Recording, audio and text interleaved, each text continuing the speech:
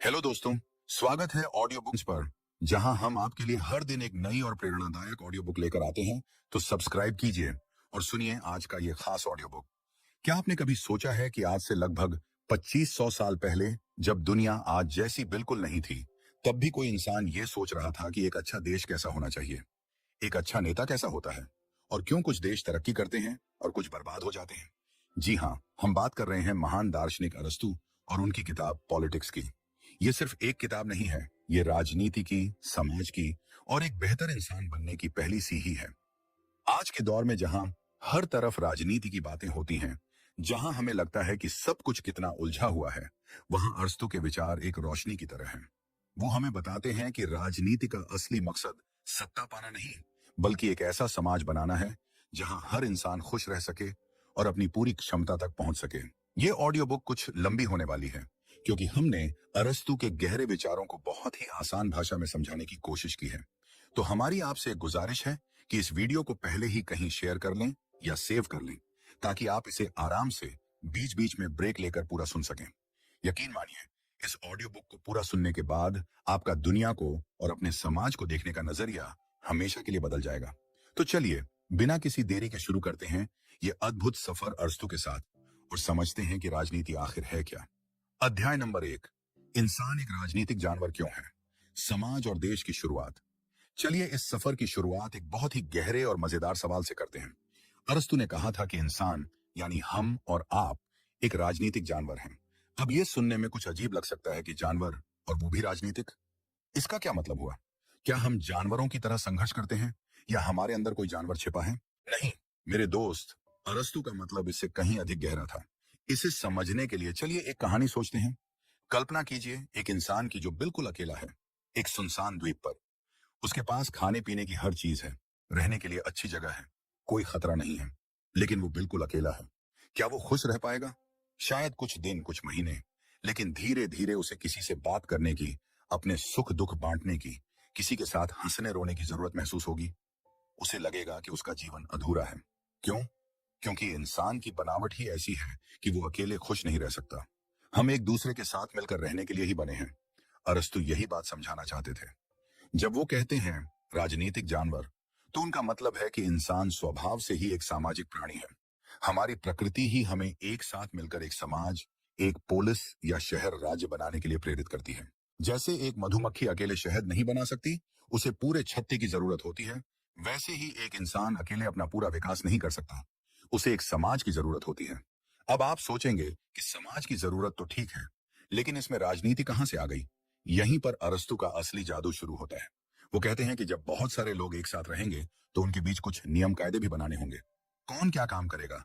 अगर किसी के बीच विवाद हो गया, तो उसका फैसला कौन करेगा? सबकी सुरक्षा की जिम्मेदारी किसकी होगी? सबके भले के लिए क्या काम किए जाने चाहिए? इन सारे सवालों का जवाब ही तो राजनीति है। राजनीति कोई गंदी चीज नहीं है, जैसा कि आजकल कुछ लोग मानते हैं। अरस्तु के लिए राजनीति वो कला है, वो विज्ञान है, जो एक समाज को सही तरीके से चलाने के लिए जरूरी है। ये वो तरीका है जिससे हम सब मिलकर ये तय करते हैं कि हमें एक साथ कैसे रहना है। तो सबसे पहले क्या बना? सबसे पहले बना एक परिवार। एक पुरुष और एक स्त्री साथ आए, बच्चे हुए, एक परिवार बना। ये सबसे छोटी और सबसे प्राकृतिक इकाई है। परिवार में हर कोई अपनी जरूरतें पूरी करता है, लेकिन क्या एक परिवार अपनी सारी जरूरतें खुद पूरी कर सकता है? क्या वो अपने लिए वस्त्र, औजार, सुरक्षा, सब कुछ खुद ही बना सकता है? नहीं। इसीलिए कुछ परिवार साथ आए और उन्होंने मिलकर एक गांव बनाया। गांव में कोई किसान था, कोई लोहार, कोई बई, सब मिलकर एक दूसरे की जरूरतें पूरी करने लगे। गांव परिवार से एक कदम आगे था। यहाँ जीवन कुछ और बेहतर और सुरक्षित हो गया। लेकिन क्या गांव में सब कुछ था? क्या गांव विशाल खतरों से, जैसे किसी बाहरी हमले से, अपनी सुरक्षा खुद कर सकता था? क्या वहां पर न्याय और व्यवस्था के लिए मजबूत नियम थे? शायद नहीं। यहीं पर जरूरत महसूस हुई एक विशाल और अधिक संगठित इकाई की, जिसे अरस्तु ने पोलिस या शहर राज्य कहा। आज की भाषा में हम इसे एक देश या राष्ट्र कह सकते हैं। ये जो देश या राज्य है, ये सिर्फ सुरक्षा या जरूरतें पूरी करने के लिए नहीं बना। अरस्तु कहते हैं कि राज्य का असली मकसद है एक अच्छा जीवन प्रदान करना। एक ऐसा जीवन जहां इंसान सिर्फ जिंदा ना रहे, बल्कि अपनी कला, अपनी बुद्धि, अपनी नैतिकता, यानी अपनी इंसानियत का पूरा विकास कर सके। एक परिवार हमें जन्म देता है, एक गांव हमें जीना सिखाता है, लेकिन एक राज्य या देश ही हमें एक अच्छा और संपूर्ण जीवन जीने का मौका देता है। इसीलिए अरस्तु के लिए राज्य सबसे ऊपर है। वो कहते हैं कि राज्य परिवार या व्यक्ति से पहले आता है। अब आप कहेंगे, ये कैसे हो सकता है? हम तो पहले पैदा होते हैं, राज्य तो बाद में बनता है। यहाँ अरस्तु का मतलब समय से नहीं, बल्कि महत्व से है।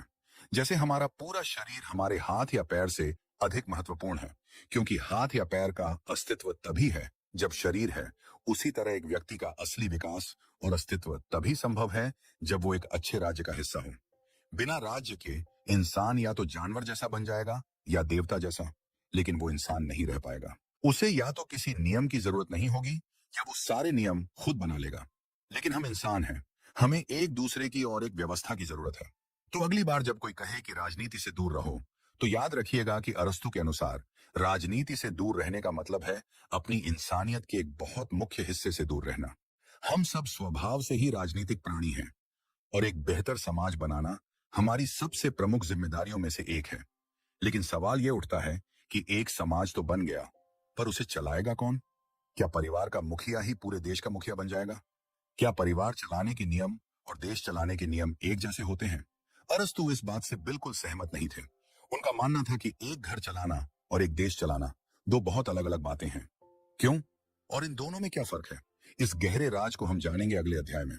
अध्याय नंबर 2, घर का राजा और देश का राजा, क्या दोनों एक हैं?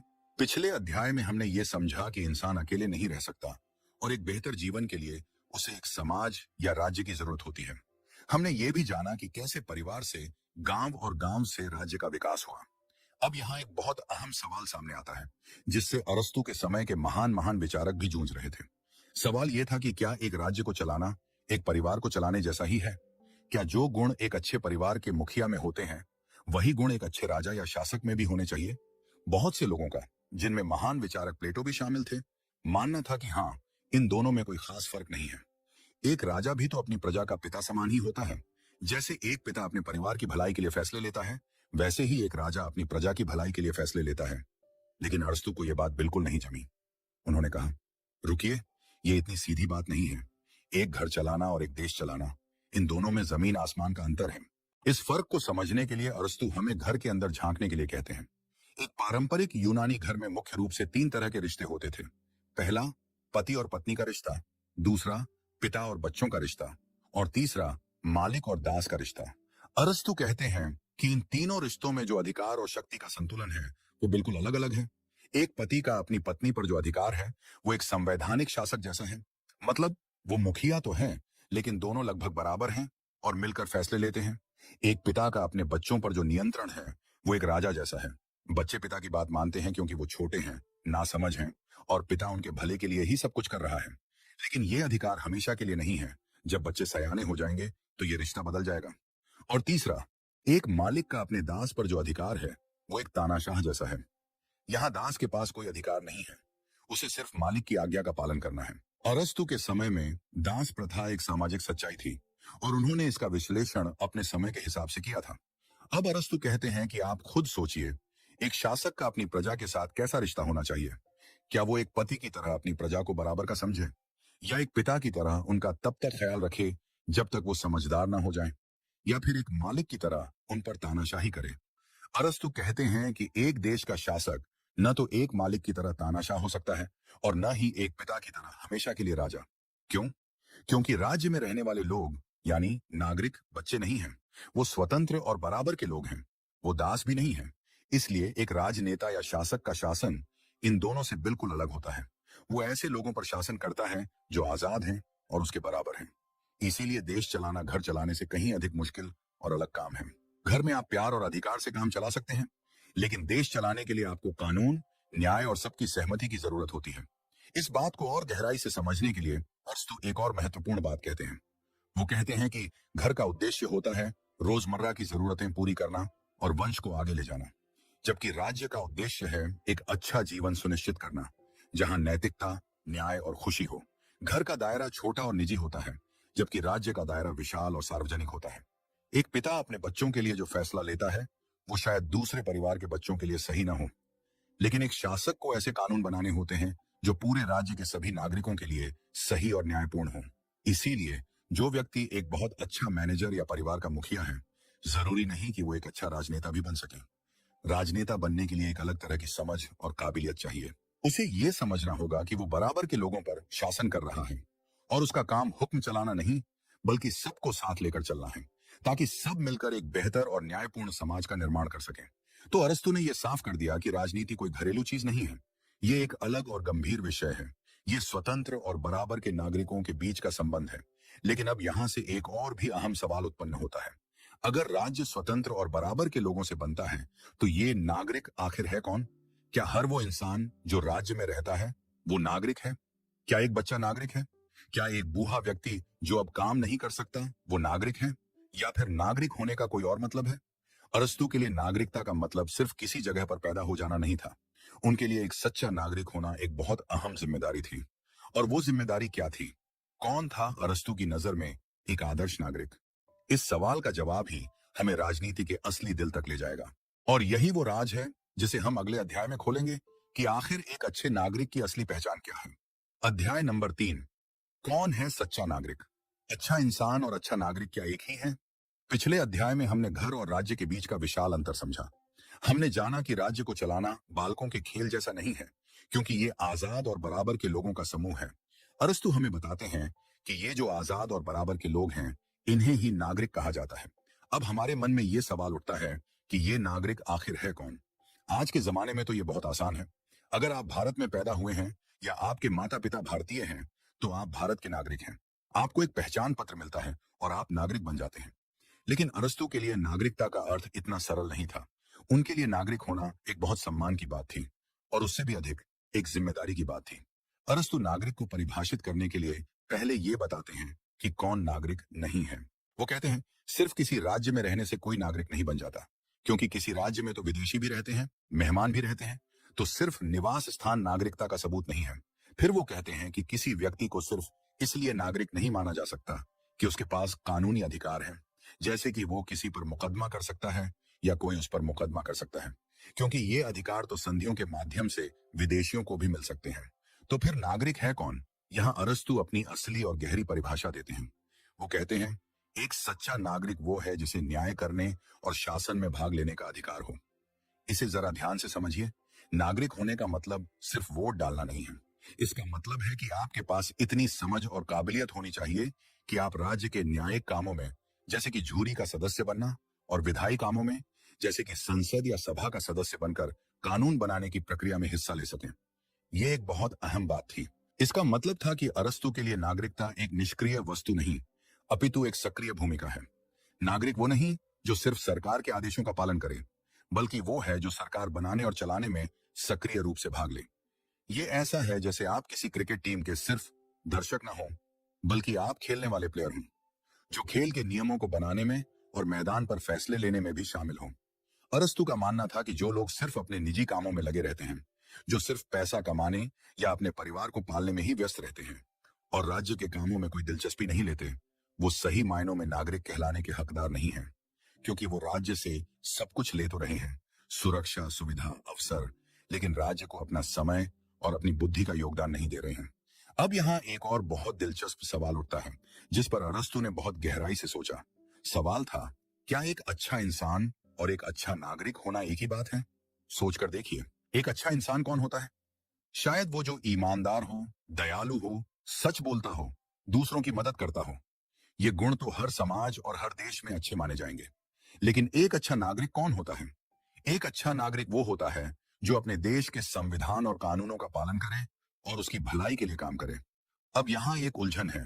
मान लीजिए आप एक ऐसे देश में रहते हैं जहाँ तानाशाही है और वहां का कानून कहता है कि आपको अपने नेबर की जासूसी करनी है। एक अच्छा नागरिक होने के नाते आपको कानून का पालन करना होगा। लेकिन क्या ऐसा करना एक अच्छे इंसान की निशानी है? नहीं। तो इसका मतलब ये हुआ कि एक अच्छा इंसान होना और एक अच्छा नागरिक होना हमेशा एक ही बात नहीं होती। ये इस बात पर निर्भर करता है कि आप किस तरह के राज्य में रह रहे हैं। अरस्तु कहते हैं कि सिर्फ एक आदर्श राज्य में ही एक अच्छा इंसान और एक अच्छा नागरिक एक हो सकते हैं, क्योंकि एक आदर्श राज्य का कानून हमेशा न्याय और नैतिकता पर आधारित होगा। वहां के कानून का पालन करना ही एक अच्छे इंसान का भी कर्तव्य होगा। लेकिन दूसरी तरह की सरकारों में, जैसे तानाशाही या भ्रष्ट लोकतंत्र में, एक अच्छे नागरिक को वो काम भी करने की आवश्यकता हो सकती है जो एक अच्छे इंसान के सिद्धांतों के खिलाफ हो। अरस्तु के लिए एक आदर्श नागरिक वो था जिसमें सैनिक की तरह आज्ञा मानने का गुण भी हो और एक शासक की तरह आज्ञा देने का विवेक भी। मतलब उसे ये पता होना चाहिए कि कब नियमों का पालन करना है और जब उसकी बारी आए तो अच्छे और न्यायपूर्ण नियम कैसे बनाने हैं। ये एक बहुत ही संतुलित विचार था। नागरिक को अंधभक्त नहीं होना चाहिए, बल्कि उसे विवेकशील और सक्रिय होना चाहिए। लेकिन अगर नागरिक ऐसे होंगे जो शासन में भाग लेंगे, तो फिर शासन के कितने रूप हो सकते हैं? क्या हर तरह की सरकार अच्छी होती है, या कुछ सरकारें ऐसी भी हैं जो नागरिकों को गुलाम बना देती हैं? अरस्तु ने दुनिया भर की सरकारों का अध्ययन किया और उन्हें अच्छे और बुरे की श्रेणियों में बांटा। वो कौन सी सरकारें थीं जिन्हें अरस्तु सबसे अच्छा मानते थे और कौन सी थीं जिन्हें वो सबसे खतरनाक? इस रहस्य से पर्दा उठेगा अगले अध्याय में, जहां हम जानेंगे सरकारों के असली चेहरों के बारे में। अध्याय नंबर 4, अच्छे और बुरे राजा, सरकारों के असली चेहरे। पिछले अध्याय में हमने एक सच्चे नागरिक का मतलब समझा और ये जाना कि एक अच्छा इंसान और एक अच्छा नागरिक होने में क्या फर्क है। अब जब हमारे पास नागरिक हैं जो राज्य के मामलों में हिस्सा लेने के लिए तैयार हैं, तो अगला सवाल ये आता है कि ये राज्य चलेगा कैसे, यानी सरकार का रूप क्या होगा। इसे ही संविधान या कॉन्स्टिट्यूशन कहते हैं।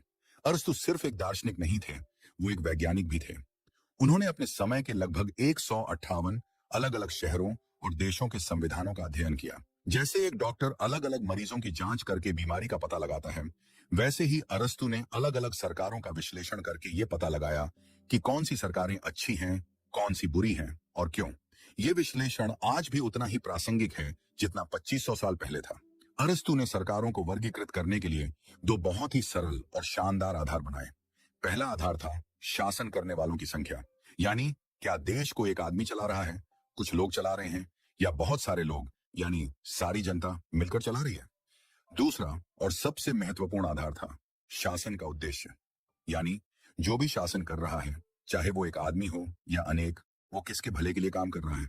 क्या वो सिर्फ अपने स्वार्थ के लिए, अपनी जेब भरने के लिए शासन कर रहा है, या फिर वो पूरे समाज, पूरे राज्य की भलाई के लिए काम कर रहा है। इन दो आधारों पर अरस्तु ने सभी सरकारों को कुल 6 भागों में बांटा, 3 उत्तम शासन प्रणालियां और 3 उन्हीं की भ्रष्ट बुरी शासन प्रणालियां। चलिए पहले उत्तम शासन प्रणालियों की बात करते हैं। पहली उत्तम सरकार है राजतंत्र, यानी मोनार्की। ये वो शासन है जिसमें एक ही व्यक्ति, राजा, पूरे देश पर शासन करता है। लेकिन शर्त यह है कि वो राजा बहुत ही गुणी, बुद्धिमान और न्यायप्रिय हो, और वो अपने स्वार्थ के लिए नहीं, बल्कि पूरी प्रजा की भलाई के लिए शासन करे। जैसे एक पिता अपने परिवार की देखभाल करता है, वैसे ही वो राजा अपनी प्रजा की देखभाल करे। अरस्तु मानते थे कि अगर ऐसा एक गुणी व्यक्ति मिल जाए तो ये सबसे अच्छी सरकार हो सकती है, क्योंकि फैसले जल्दी होंगे और सब कुछ व्यवस्थित रहेगा। दूसरी उत्तम सरकार है कुलीन तंत्र, यानी एरिस्टोक्रेसी। इसमें शासन एक व्यक्ति के हाथ में नहीं, बल्कि कुछ चुनिंदा लोगों के हाथ में होता है। ये कुछ लोग कौन हैं? ये वो लोग हैं जो समाज में सबसे अधिक गुणी, शिक्षित और योग्य हैं। एरिस्टोक्रेसी का मतलब ही है सर्वश्रेष्ठ लोगों का शासन। ये लोग भी अपने निजी फायदे के लिए नहीं, बल्कि पूरे समाज के हित में काम करते हैं। और तीसरी उत्तम सरकार, जिसे अरस्तु काफी पसंद करते थे, वो है संवैधानिक गणतंत्र या पॉलिटी। इसमें शासन किसी एक या कुछ लोगों के हाथ में नहीं, बल्कि बहुत सारे लोगों यानी आम जनता के हाथ में होता है। लेकिन ये जनता कानून के दायरे में रहकर शासन करती है। यहाँ अमीर और गरीब दोनों मिलकर एक ऐसा मध्यम मार्ग निकालते हैं जो सबके लिए अच्छा हो। इसमें सत्ता का दुरुपयोग होने की संभावना कम होती है, क्योंकि शक्ति किसी एक जगह केंद्रित नहीं होती। ये तो हुई 3 उत्तम सरकारें, राजतंत्र, कुलीन तंत्र और पॉलिटी। ये तीनों अच्छी इसलिए हैं क्योंकि इन तीनों का उद्देश्य एक ही है, पूरे समाज का भला। लेकिन अरस्तु जानते थे कि इंसान की फितरत में लालच और स्वार्थ भी होता है, और जब ये स्वार्थ सत्ता पर हावी हो जाता है, तो यही उत्तम सरकारें अपना रूप बदलकर भयानक और बुरी बन जाती हैं। यहीं से शुरू होता है असली खतरा। अरस्तु कहते हैं कि हर उत्तम सरकार का एक भ्रष्ट, एक विकृत रूप होता है। जैसे हर इंसान की एक परछाई होती है, वैसे ही हर उत्तम सरकार की एक बुरी परछाई होती है। और ये परछाइयां कौन सी हैं? ये उत्तम सरकारें कैसे अपने सबसे बुरे रूप में बदल जाती हैं। सोचिए, क्या होता है जब वो एक गुणी राजा, जो सबकी भलाई के लिए काम कर रहा था, स्वार्थी और अत्याचारी बन जाए। जब वो प्रजा को अपनी संतान नहीं, बल्कि अपना गुलाम समझने लगे, तब राजतंत्र अपना सबसे निकृष्ट स्वरूप ले लेता है। और क्या होता है जब वो कुछ गुणी और श्रेष्ठ लोग, जो समाज सेवा के लिए आए थे, सिर्फ अपनी तिजोरियां भरने में लग जाएं और गरीबों का खून चूसने लगे। तब कुलीन तंत्र का सबसे घिनौना रूप सामने आता है। और सबसे अहम सवाल, क्या होता है जब आम जनता के हाथ में आई सत्ता कानून को ताक पर रखकर सिर्फ अपनी मनमानी करने लगे? जब लोकतंत्र जन समूह के शासन में बदल जाए। यही वो तीन भयानक चेहरे हैं सरकारों के, जिन्हें अरस्तु ने दुनिया के सामने उजागर किया। ये कौन से चेहरे हैं और एक उत्तम सरकार कैसे फिसलकर इन बुरे रूपों में चली जाती है? इस गहरे और डरावने सच को हम जानेंगे अगले अध्याय में, जो आपको बताएगा कि सत्ता का नशा कैसे अच्छे अच्छों को भी भ्रष्ट कर देता है। अध्याय नंबर 5, सत्ता का जहर, कैसे अच्छी सरकारें बन जाती हैं बुरी।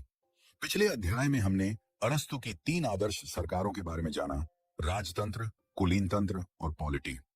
ये वो सरकारें हैं जो सूरज की तरह हैं, जिनका लक्ष्य पूरे समाज को रोशनी देना यानी सबका भला करना है। लेकिन हमने एक सवाल पर बात खत्म की थी, क्या होता है जब सत्ता का नशा सिर पर हावी हो जाता है? क्या होता है जब शासक सबके भले को भूलकर सिर्फ अपने भले के बारे में सोचने लगता है? यहीं से अरस्तु हमें सरकारों के अंधेरे पक्ष से मिलवाते हैं। वो कहते हैं कि हर उत्तम सरकार के भ्रष्ट होने का खतरा हमेशा बना रहता है, और जब ये सरकारें भ्रष्ट होती हैं तो वो अपने सबसे बुरे और विकृत रूप में सामने आती हैं। ये उत्तम सरकारों की परछाइयां हैं, उनके शैतानी रूप हैं। सबसे पहले बात करते हैं राजतंत्र की। राजतंत्र यानी एक गुणी राजा का शासन। इसका भ्रष्ट स्वरूप है अत्याचारी शासन या तानाशाही यानी टायरनी। ये तब होता है जब वो एक राजा, जो पहले प्रजा का पिता समान था, अब अपनी शक्ति का इस्तेमाल लोगों को डराने, धमकाने और उनका शोषण करने के लिए करने लगता है। वो कानून को नहीं मानता, वो खुद को ही कानून समझने लगता है। उसका एकमात्र लक्ष्य होता है अपनी सत्ता को किसी भी कीमत पर बनाए रखना, चाहे उसके लिए उसे कितने ही जुल्म क्यों न करने हों। प्रजा की खुशी से उसे कोई मतलब नहीं होता, उसे सिर्फ अपनी आज्ञा का पालन करवाना होता है। अरस्तु के लिए तानाशाही सबसे बुरी सरकारों में से एक थी, क्योंकि इसमें एक ही व्यक्ति के हाथ में असीमित शक्ति होती है और वो किसी के प्रति जवाबदेह नहीं होता। ये व्यक्तिगत शासन का सबसे भ्रष्ट रूप है। अब आते हैं दूसरी उत्तम सरकार, कुलीन तंत्र पर। कुलीन तंत्र यानी कुछ श्रेष्ठ और गुणी लोगों का शासन। इसका भ्रष्ट स्वरूप है गुटतंत्र या धनिक तंत्र यानी ओलिगार्की। ये तब होता है जब वो कुछ श्रेष्ठ लोग, जो अपनी योग्यता के कारण सत्ता में आए थे, अब सिर्फ अपने वर्ग या अपने समूह के हितों की चिंता करने लगते हैं। वो अमीरों के लिए नीतियां बनाते हैं और गरीबों को नजरअंदाज कर देते हैं। यहाँ शासन योग्यता के आधार पर नहीं, बल्कि धन दौलत के आधार पर चलने लगता है। जिसके पास पैसा है उसी की चलती है। सरकार कुछ अमीर परिवारों की जागीर बनकर रह जाती है। वो देश को एक कंपनी की तरह चलाने लगते हैं, जिसका एकमात्र मकसद होता है अधिक से अधिक मुनाफा कमाना, चाहे आम जनता किसी भी हाल में जी रही हो। अरस्तु इसे भी एक बहुत बुरी सरकार मानते थे, क्योंकि ये समाज को 2 हिस्सों में बांट देती है, एक बहुत अमीर छोटा सा वर्ग और एक बहुत विशाल गरीब जनता, और इन दोनों के बीच हमेशा तनाव और संघर्ष की स्थिति बनी रहती है। और अब आते हैं तीसरी और सबसे दिलचस्प सरकार पर, जिसे अरस्तु पॉलिटी कहते थे, यानी संवैधानिक गणतंत्र। इसका भ्रष्ट स्वरूप है लोकतंत्र या जनसमूह का शासन यानी डेमोक्रेसी। अब आप आश्चर्यचकित हुए होंगे, हम तो आज लोकतंत्र को सबसे अच्छी शासन प्रणाली मानते हैं, फिर अरस्तु ने इसे एक बुरी सरकार का रूप क्यों कहा? यहाँ हमें यह समझना होगा कि अरस्तु जिस डेमोक्रेसी की बात कर रहे हैं, वो आज के लोकतंत्र जैसी नहीं है। उनके समय में डेमोक्रेसी का मतलब था गरीबों, अशिक्षित लोगों के जनसमूह का शासन, जो कानून की परवाह किए बिना सिर्फ अपनी संख्या के बल पर फैसले लेती थी। ये वो शासन था जहां अमीर लोगों को सिर्फ इसलिए सताया जाता था क्योंकि वो अमीर हैं, जहां भावनाएं और नारे तर्क और विवेक पर हावी हो जाते थे। अरस्तु को भय था कि ऐसी डेमोक्रेसी में जन समूह किसी भी योग्य और गुणी व्यक्ति को सिर्फ इसलिए खत्म कर सकता है क्योंकि वो उनसे अलग है या अधिक लोकप्रिय है। यह कानून का शासन नहीं, बल्कि जन समूह का शासन था। इसीलिए अरस्तु ने इसे पॉलिटी का भ्रष्ट स्वरूप माना। पॉलिटी में कानून सर्वोच्च होता है, जबकि इस जनसमूह के शासन में जनसमूह की इच्छा ही कानून बन जाती है। तो अब हमारे सामने सरकारों की पूरी तस्वीर साफ है। एक तरफ है 3 उत्तम सरकारें, राजतंत्र, कुलीन तंत्र, पॉलिटी। दूसरी तरफ है इन्हीं की 3 बुरी परछाइयां, तानाशाही, गुटतंत्र और जनसमूह का शासन। उत्तम सरकारें वो हैं जो कानून का सम्मान करती हैं और पूरे समाज के हित में काम करती हैं। बुरी सरकारें वो हैं जो कानून को ताक पर रखती हैं और सिर्फ शासक वर्ग के स्वार्थ के लिए काम करती हैं। अरस्तु का यह विश्लेषण हमें एक बहुत अहम सीख देता है।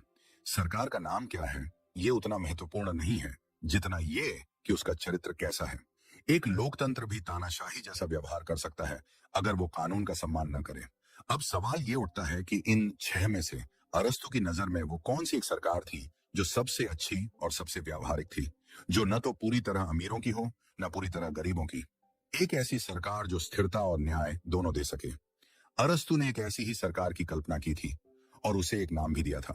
वो क्या नाम था और क्यों अरस्तु उसे सबसे बेहतर मानते थे, इस रहस्य से पर्दा उठेगा हमारे अगले अध्याय में, जहां हम मिलेंगे अरस्तु की आदर्श शासन व्यवस्था से। अध्याय नंबर 6, सोने का मध्यम मार्ग, अरस्तु की सबसे पसंदीदा सरकार। पिछले अध्याय में हमने सरकारों के अच्छे और बुरे दोनों चेहरों को देखा। हमने राजतंत्र से लेकर तानाशाही और कुलीन तंत्र से लेकर जनसमूह के शासन तक का सफर तय किया। अब आपके मन में वही सवाल होगा जो अरस्तु के मन में था, तो फिर सर्वोत्तम शासन प्रणाली कौन सी है? अगर राजतंत्र तानाशाही में बदल सकता है और लोकतंत्र जनसमूह के शासन में, तो फिर एक देश को चलाने का सबसे सुरक्षित और सबसे स्थिर तरीका क्या है? यहाँ अरस्तु हमें किसी काल्पनिक दुनिया में नहीं ले जाते। वो प्लेटो की तरह किसी दार्शनिक राजा की कल्पना नहीं देखते जो शायद कभी मिले ही ना। अरस्तु बहुत ही व्यावहारिक इंसान थे। वो एक ऐसी सरकार की तलाश में थे जो असल दुनिया में काम कर सके, जो टिकाऊ हो और जो अधिक से अधिक लोगों के लिए अच्छी हो। और उनकी इस खोज का जवाब था पॉलिटी, यानी संवैधानिक गणतंत्र। पॉलिटी क्या है? सीधे शब्दों में कहें तो पॉलिटी ओलिगार्की, धनिक तंत्र, और डेमोक्रेसी, जनसमूह का शासन का एक मिश्रण है। ये एक ऐसा मिक्स है जिसमें दोनों की अच्छाइयों को ले लिया जाता है और दोनों की बुराइयों को त्याग दिया जाता है। इसे समझने के लिए सोचिए कि धनिक तंत्र किसका शासन है? अमीरों का। और जनसमूह का शासन किसका शासन है? गरीबों का।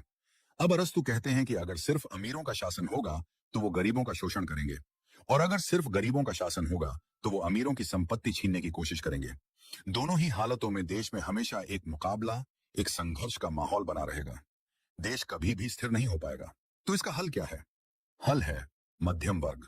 अरस्तु वो पहले विचारक थे जिन्होंने राजनीति में मध्यम वर्ग के महत्व को इतनी शिद्दत से पहचाना।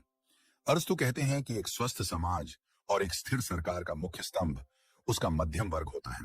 क्यों? क्योंकि मध्यम वर्ग के लोग न तो बहुत अधिक अमीर होते हैं कि वो अहंकारी और सत्ता के भूखे हो जाएं, और न ही वो इतने गरीब होते हैं कि वो हमेशा ईर्ष्या और क्रांति की आग में जलते रहें। उनके पास इतना होता है कि वो एक सम्मानजनक जीवन जी सके, इसलिए वो व्यवस्था को बनाए रखना चाहते हैं। वो कानून का सम्मान करते हैं क्योंकि उन्हें पता है कि कानून ही उनकी संपत्ति और उनके जीवन की रक्षा करता है। वो तर्क और विवेक से सोचते हैं, भावनाओं में बहकर नहीं।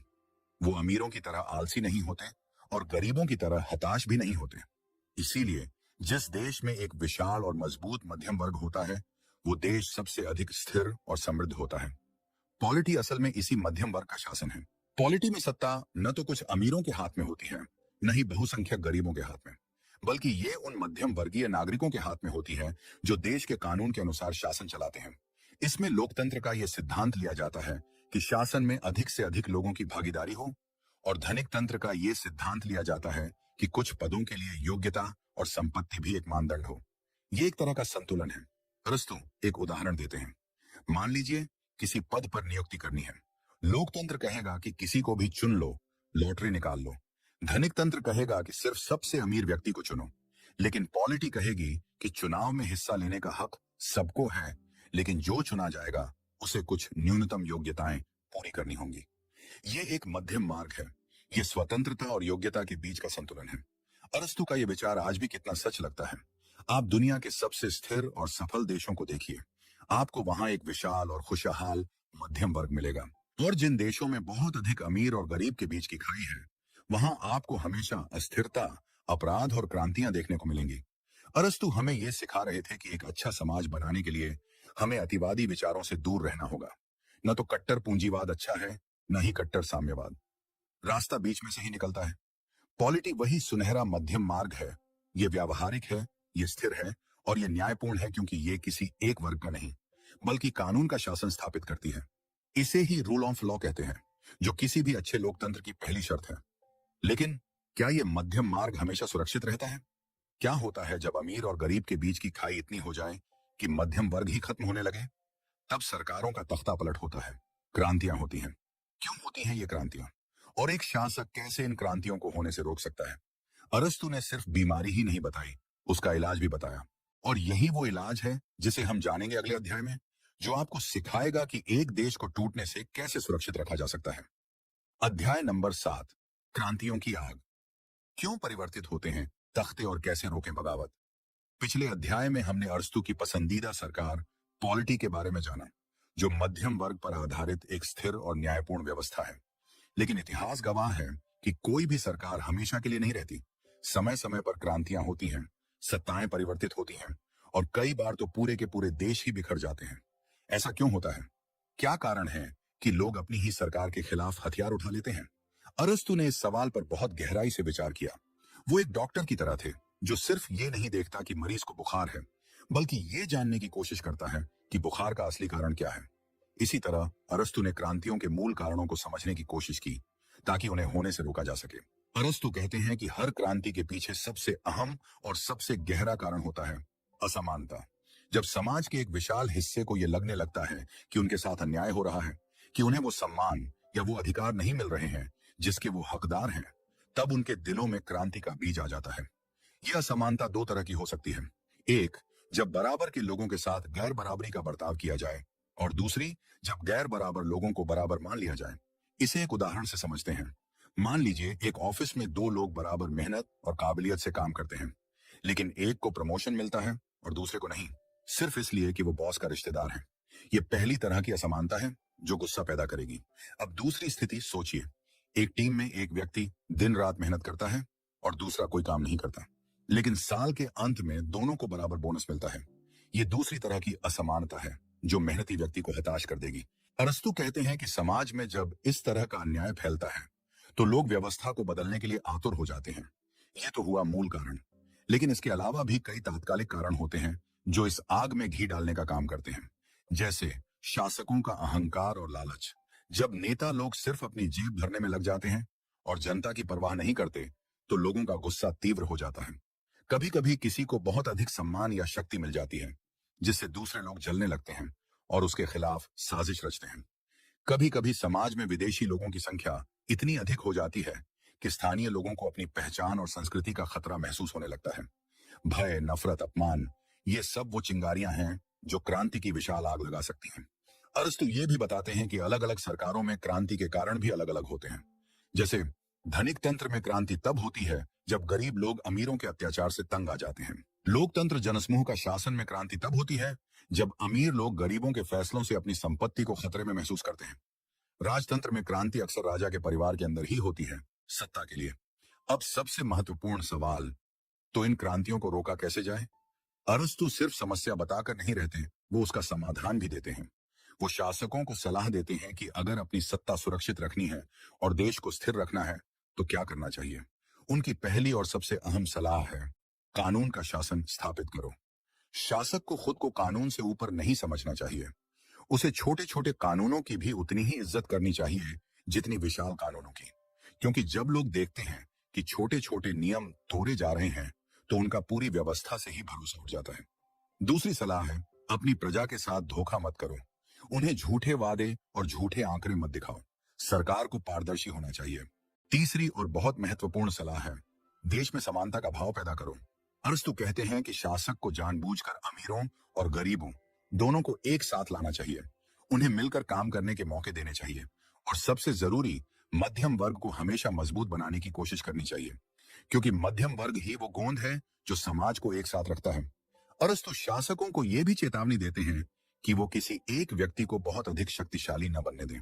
शक्ति को हमेशा बांट कर रखना चाहिए और अपनी प्रजा के दिलों में देश के लिए प्यार और संविधान के लिए सम्मान पैदा करना चाहिए। ये काम डंडे से नहीं, बल्कि शिक्षा और अच्छे व्यवहार से होता है। एक शासक को हमेशा अपनी प्रजा के बीच रहना चाहिए, उनकी तकलीफों को समझना चाहिए और ये दिखाना चाहिए कि वो भी उन्हीं में से एक है।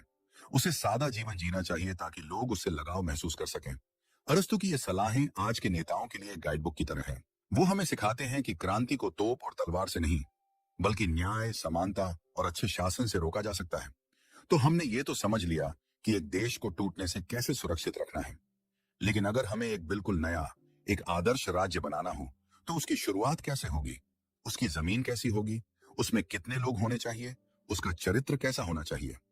अरस्तु ने सिर्फ मौजूदा सरकारों का विश्लेषण नहीं किया, बल्कि एक आदर्श राज्य की कल्पना भी की। वो कल्पना क्या थी?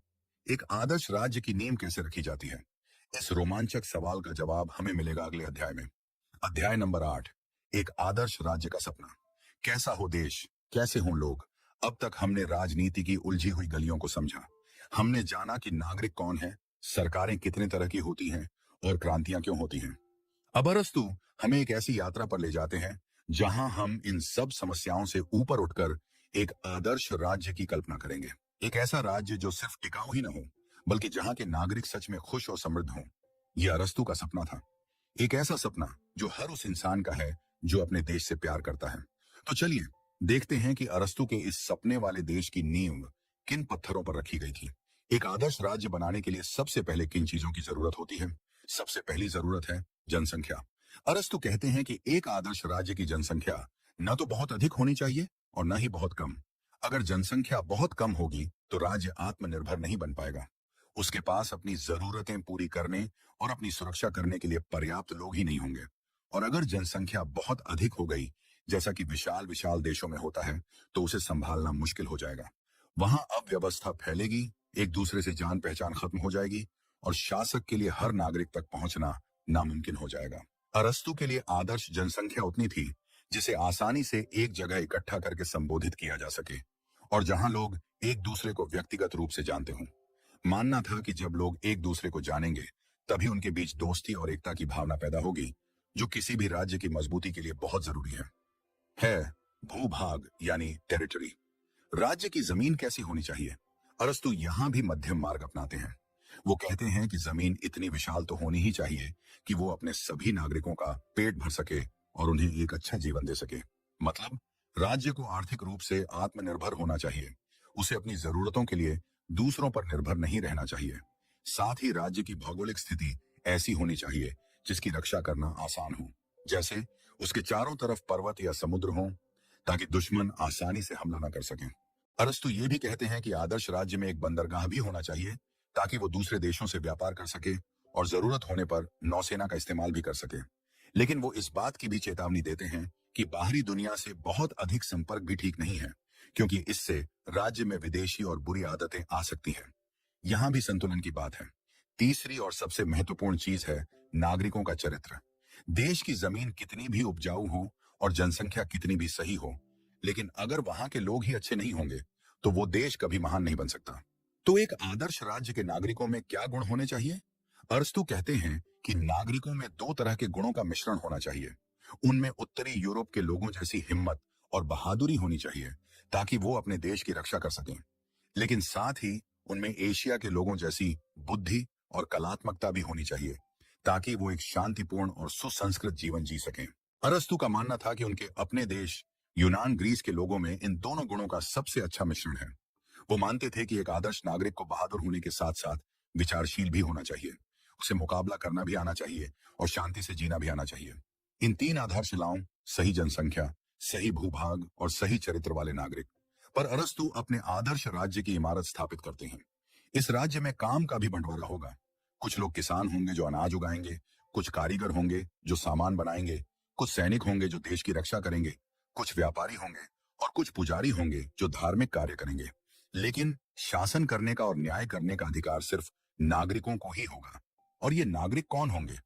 ये वो लोग होंगे जिनके पास जमीन होगी और जिन्हें युद्ध और शासन दोनों का अनुभव होगा। अरस्तु का मानना था कि जो लोग दिन भर मेहनत मजदूरी करते हैं उनके पास सोचने, विचारने और राज्य के मामलों में हिस्सा लेने का समय और ऊर्जा नहीं होती। ये विचार आज हमें गलत लग सकता है, लेकिन ये उनके समय की सामाजिक संरचना को दर्शाता है। तो अब राज्य की नींव तो रख दी गई है, लेकिन इस नींव पर जो इमारत बनेगी, यानी जो नागरिक तैयार होंगे, उन्हें अच्छा और गुणी कैसे बनाया जाएगा। क्या कोई ऐसा तरीका है जिससे राज्य अपने बालकों को आरंभ से ही एक आदर्श नागरिक बनने का प्रशिक्षण दे सके। जी हाँ, अरस्तु के पास इसका भी जवाब था, और वो जवाब था शिक्षा। एक आदर्श राज्य की शिक्षा प्रणाली कैसी होगी, ये जानेंगे हम अगले अध्याय में। अध्याय नंबर 9, जैसी शिक्षा वैसा देश। एक आदर्श नागरिक कैसे बनाएं। पिछले अध्याय में हमने एक आदर्श राज्य की नींव रखी, उसकी जनसंख्या, जमीन और नागरिकों के चरित्र के बारे में जाना। लेकिन एक अच्छी नींव ही काफी नहीं होती, उस पर एक मजबूत और सुंदर इमारत भी बनानी होती है। एक राज्य के लिए ये इमारत उसके नागरिक होते हैं, और नागरिकों को अच्छा, गुणी और जिम्मेदार बनाने का सबसे शक्तिशाली औजार क्या है, वो है शिक्षा। अरस्तु का मानना था कि किसी भी देश का भविष्य इस बात पर निर्भर करता है कि वो अपने बालकों को कैसी शिक्षा देता है। उनके लिए शिक्षा कोई निजी मामला नहीं था जिसे माता पिता जैसे चाहे वैसे दें। नहीं, शिक्षा राज्य की सबसे अहम जिम्मेदारियों में से एक थी, क्योंकि जैसी शिक्षा होगी वैसे ही नागरिक बनेंगे, और जैसे नागरिक होंगे वैसा ही देश बनेगा। अरस्तु कहते हैं कि शिक्षा का उद्देश्य सिर्फ नौकरी पाना या पैसा कमाना नहीं होना चाहिए। शिक्षा का असली उद्देश्य है एक इंसान का सर्वांगीण विकास करना, उसके शरीर का भी और उसकी चेतना का भी। शिक्षा का लक्ष्य है व्यक्ति को एक अच्छा जीवन जीने के लिए तैयार करना। और ये अच्छा जीवन क्या है? ये वो जीवन है जिसमें इंसान अपने विवेक का सही इस्तेमाल करे, जिसमें वो खुशी और सद्गुण दोनों को हासिल कर सके। इसीलिए अरस्तु ने एक बहुत ही व्यवस्थित शिक्षा प्रणाली का खाका खींचा, जो हर बच्चे को जन्म से लेकर 21 साल की उम्र तक दी जानी थी।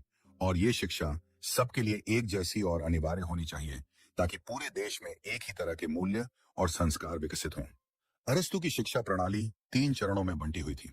पहला चरण जन्म से लेकर 7 साल की उम्र तक। इस दौरान बच्चे को कोई पुस्तकीय ज्ञान नहीं करवाना है। ये समय है उसके शरीर को सशक्त बनाने का, उसे अच्छा पौष्टिक भोजन देना, खेल कूद करवाना और उसे कठोर मौसम सहने की आदत डालना। अरस्तु का मानना था कि एक स्वस्थ शरीर में ही एक स्वस्थ मन रह सकता है। इस दौरान बालकों को बुरी कहानियों और बुरी संगत से भी दूर रखना बहुत जरूरी है, क्योंकि इस उम्र में उनका मन एक कोरे कागज की तरह होता है, जिस पर जो लिख दो वो छप जाता है। दूसरा चरण 7 साल से 14 साल की उम्र तक। अब शरीर के साथ साथ मन के विकास पर भी ध्यान दिया जाएगा। इस उम्र में बालकों को मुख्य रूप से 4 विषय सिखाए जाने थे।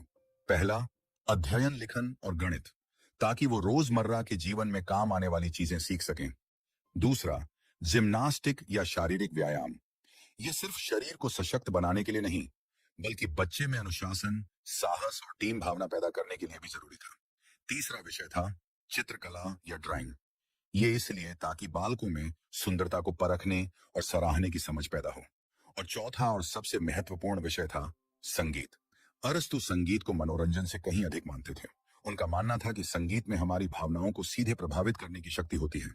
अलग अलग तरह का संगीत हमारे अंदर अलग अलग तरह के भाव, जैसे शांति, वीरता या करुणा पैदा कर सकता है। इसलिए बालकों को अच्छा और नैतिक संगीत सिखाना चाहिए, ताकि उनकी चेतना का विकास हो और उनका चरित्र मजबूत बने। तीसरा और अंतिम चरण 14 साल से 21 साल की उम्र तक। ये उच्च शिक्षा का समय था। अब जब शरीर और चरित्र की नींव मजबूत हो चुकी है, तब बालकों को अधिक गंभीर और बौद्धिक विषयों की शिक्षा दी जाएगी।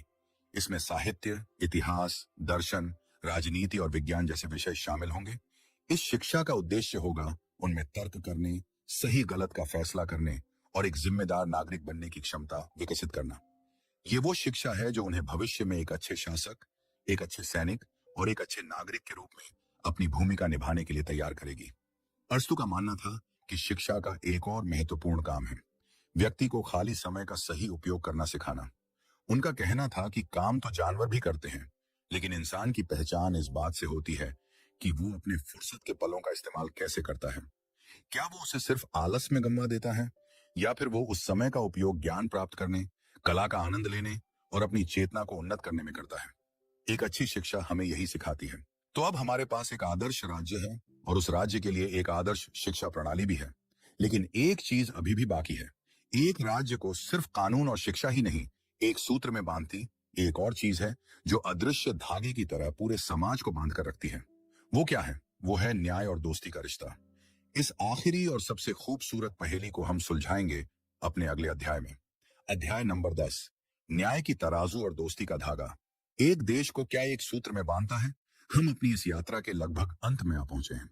हमने अरस्तु के साथ मिलकर एक आदर्श राज्य की नींव रखी, उसकी दीवारों को शिक्षा से मजबूत किया, और अब हम उसकी छत डालने जा रहे हैं।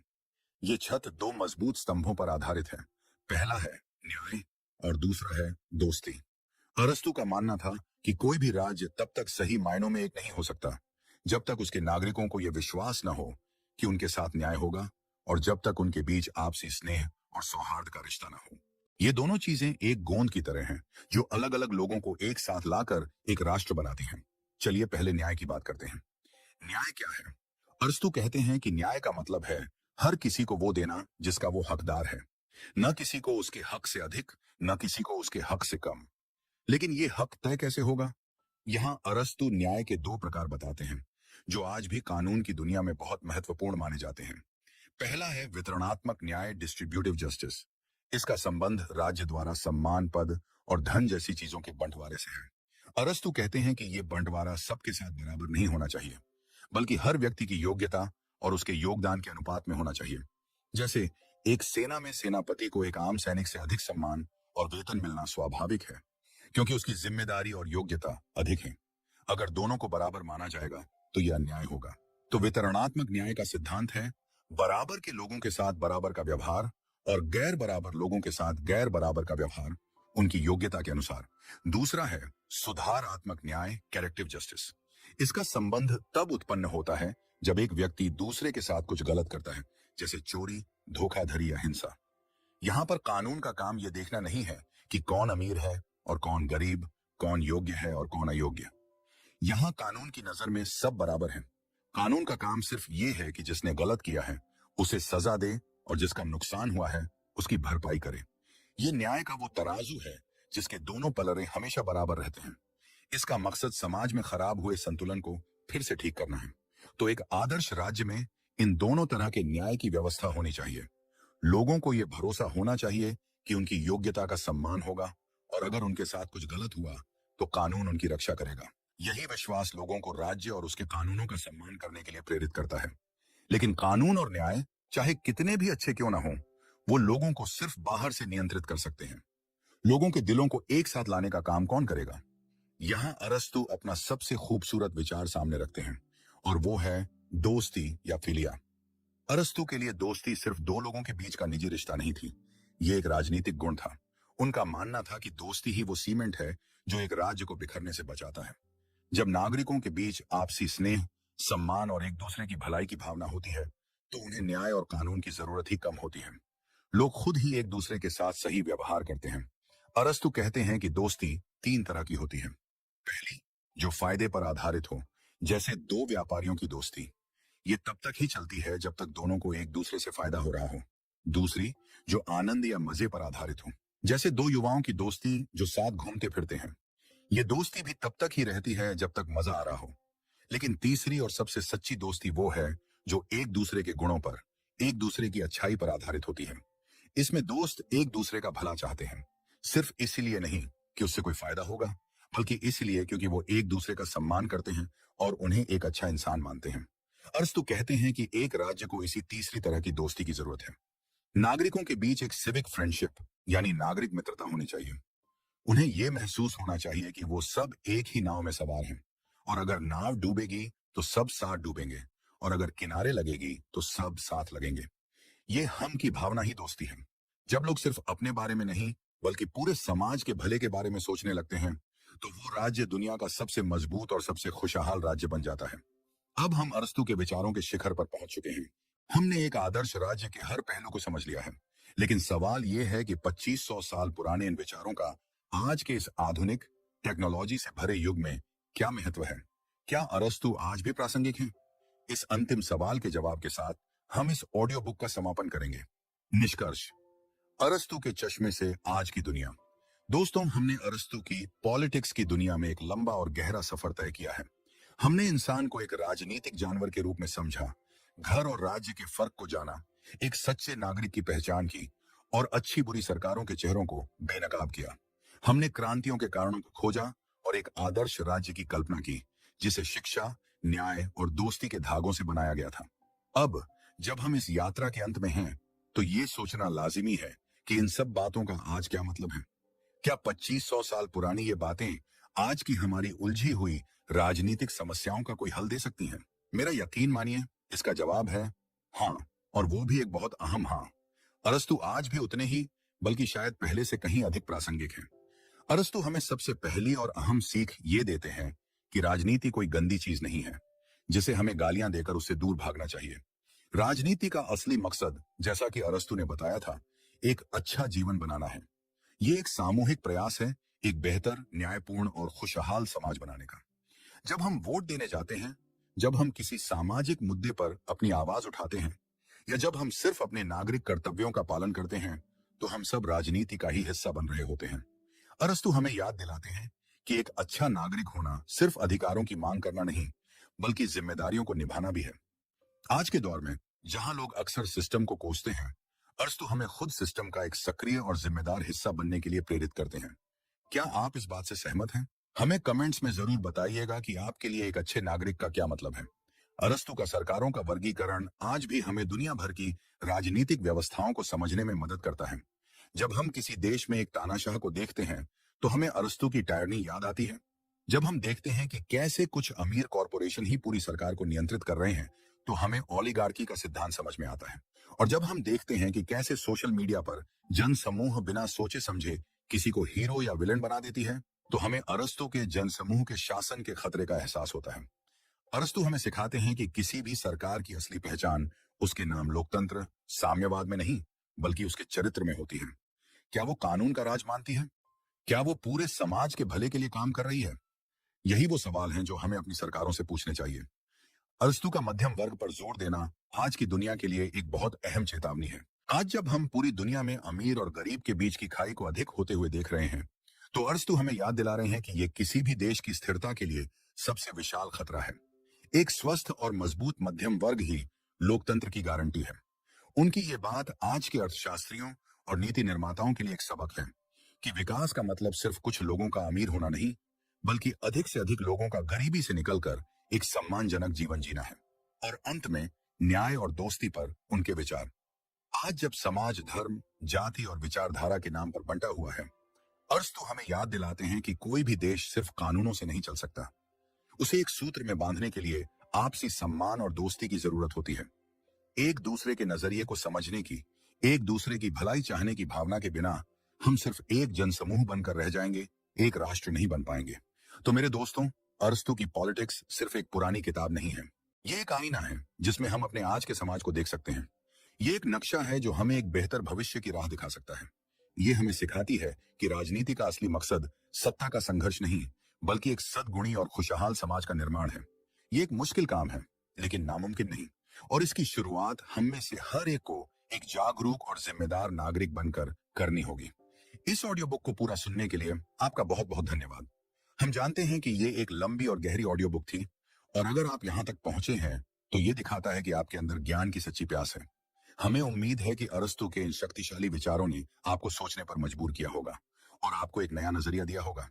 अगर आपको हमारा ये प्रयास पसंद आया तो कृपया इस वीडियो को लाइक करें, ये हमें बहुत प्रेरणा देता है। आपको इस पूरी ऑडियो बुक में सबसे अच्छी बात क्या लगी? अरस्तु का कौन सा विचार आपके दिल को छू गया? हमें नीचे कमेंट्स में जरूर बताएं। हमें आपके विचार सीखना अच्छा लगता है। और हाँ, अगर आप भविष्य में भी ऐसी ही ज्ञानवर्धक और जीवन बदलने वाली ऑडियो बुक सुनना चाहते हैं तो हमारे चैनल ऑडियो बुक को सब्सक्राइब करना बिल्कुल ना भूलें और उस घंटी वाले आइकॉन को भी दबा दें ताकि आप कोई भी नई ऑडियो बुक मिस ना करें। इस ज्ञान के सफर में हमारे साथ बने रहने के लिए एक बार फिर से आपका दिल से शुक्रिया। मिलते हैं अगली ऑडियो बुक में।